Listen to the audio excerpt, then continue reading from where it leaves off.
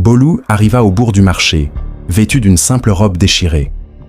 Au début, elle crut qu'elle trouverait refuge dans le tumulte des marchands et des acheteurs. Mais lorsque le marché ferma ce soir-là et que les dernières lanternes s'éteignirent, elle n'avait nulle part où aller. Les premières nuits, elle les passa sous des vérandas ou des abris, serrant son ventre contre le froid. La faim la rongeait.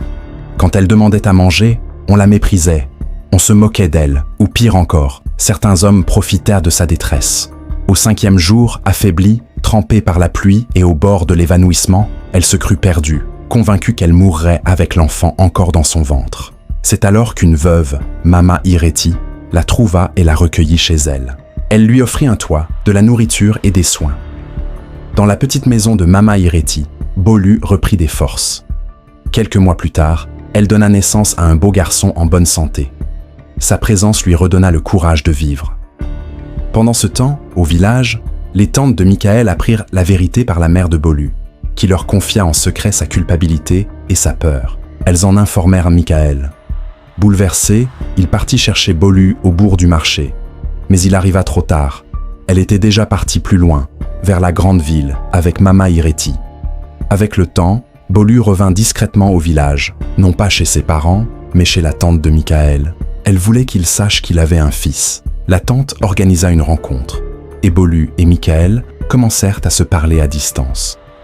Bien qu'il étudie à l'étranger, Michael assuma sa responsabilité et lui promit de la soutenir.